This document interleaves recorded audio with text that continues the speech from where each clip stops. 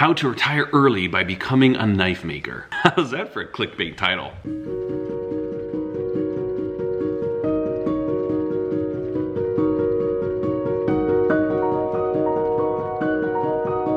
So the subject of this video is going to be some of the business side of knife making, and these are questions I get asked all the time. They're kind of hard to answer because there's so much to it, but I'm just going to try and hit a couple of points. If you would like to get into selling your knives and maybe even look into being a full-time knife maker, I also would like to point you to an excellent resource, and that is the Knife Talk podcast. Pretty much on every single episode, they will talk about the business of knife making with a lot of varying topics. They also have the opportunity, if you follow them on Instagram, you can ask them questions, and very often they'll answer them in the podcast. Then you get the perspectives of Jeff Fader of Fader Knives, Craig Lockwood of Chop Knives, and Mareko Momasi of Momasi Firearms. Excellent resource, a lot of good information there, but let's just kind of dive into some of the high points. The first thing you need to consider if you want to sell your knives, are they good enough to sell? And that's a hard question to answer. You need to be brutally honest with yourself, potentially even show your work to friends and family and tell them, say, give me an honest opinion. Don't hold back. Because I've seen a lot of people start selling knives that just aren't worth buying. And it's more than the aesthetics of the knife or how great the grinds look. You need to use your knives. You need to know what the edge retention is like. You need to know how they perform and how they cut. When you sell a knife, you're giving your personal commitment that this is a good product. And this point right here is a really tough one. I know almost every knife maker, when they look at the first knives they've sold, when I look at the first knives that I've sold, there's a certain sense where I wish I could go back and take those, clean them up a little bit more, and then send them again. I've never had customers come back complaining about knives, but I know that my knives are always getting better, and the early knives that I made are not as good as the ones I'm making today. Now, you're making great knives, you feel confident about selling your product, and you believe in what you're selling. They're good knives. The single most important thing I would offer to you is don't undersell your work. I've seen so many examples of people starting to sell their knives and they start way too low. Like they'll sell their blades for $50, $75, when that knife took them 8 hours to make. That is not sustainable. Charge what it's worth.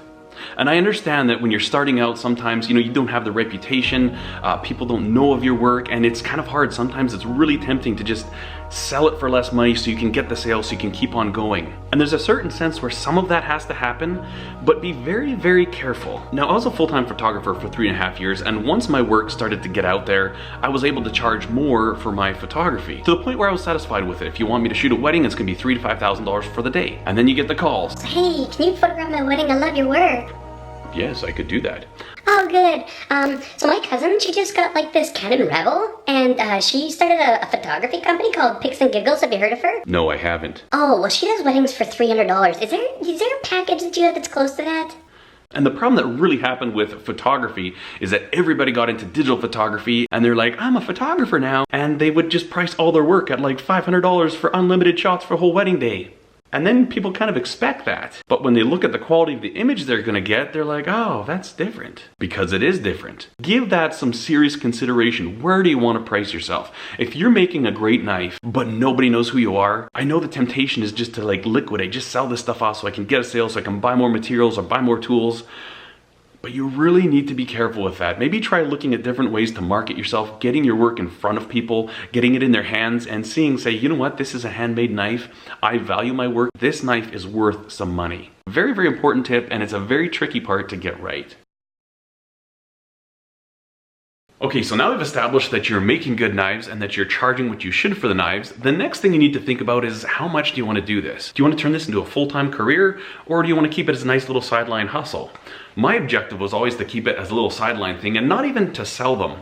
When I started making knives, I was actually employed by Canada's, well, formerly largest privately owned oil company, and I never even had intentions of really selling many of my knives. I just wanted to make knives because I was a knife collector, an enthusiast. I just couldn't afford to be buying all the knives I wanted, so I thought, I'm just gonna start making all the knives that I want. And that's how I got into knife making, watching some YouTube videos, learning some things like that, and I absolutely loved it. Now, this company I worked for, they were phenomenal. I mean, they spent money that they didn't have, and it kind of went they went bankrupt. While I was there, it was the sweetest job I've ever had. I mean, I was a blue collar guy. I was working on engines that were the size of our minivan.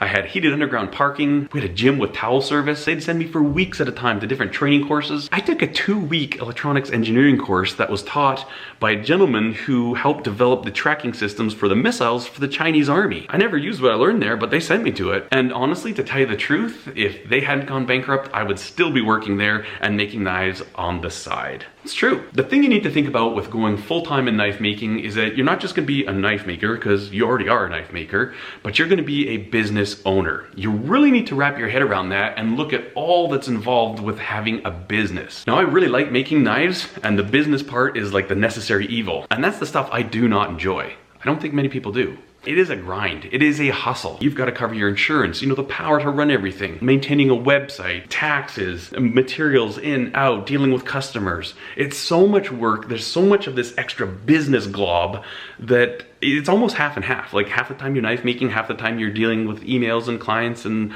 it's incredible. And so that's a very, very strong thing. If there's one thing I would like you to take from this video, it would be to consider the involvement of the business when you want to become a full-time knife maker. Point number 4, I gotta go get my notes.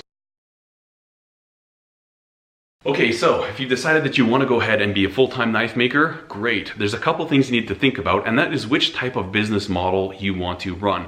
Now, there's a lot of different options here, kind of breaking it down into 2 simple categories. The one, you're going to do custom orders for people. The others, you're just going to make a knife and then sell it, and there's no real customizations. There's a lot of pros and cons to each of them. When you're dealing with custom knives, there's a lot more work as far as communication with the customers, ordering specific materials, building exactly what they want. And the other side of that is just making knives and selling them as they're available. Now, the idea with this is that there's a lot less back and forth. There's a lot less time spent with communications, with emails. It's a much more efficient way to make and sell knives.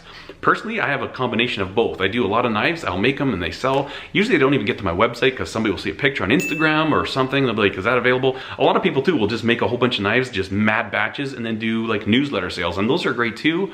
You just need to find what works the best for you. Now, the last point number 5, is how do you go about actually selling your knives? And this kind of maybe goes back to the beginning or step number 2 where you're trying to sell your knives. This is one that I have a hard time answering because I went about it a very different way. And if I'm going to be brutally honest, I think the reason that my knives sell is because YouTube. There's a certain sense where most people probably know who I am or of my knives because they've watched my YouTube. You start a little bit of a YouTube following, and then you've got a little bit of an Instagram following. Now when I put a knife up on Instagram, it doesn't take long to sell.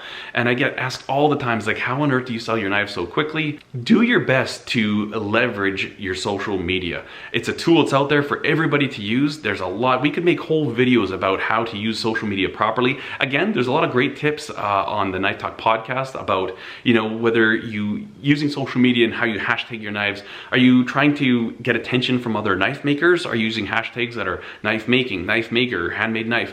Or are you going towards the specific audience that you want to sell to? And that's one thing that I learned from Jeff Fader on the podcast. He's really great at thinking about that. If you're making chef knives and you're not hashtagging like chefs, your local city, local chefs, why? Culinary knives, that's who you want to target your knives to, not other knife makers, because they're not buying your knives.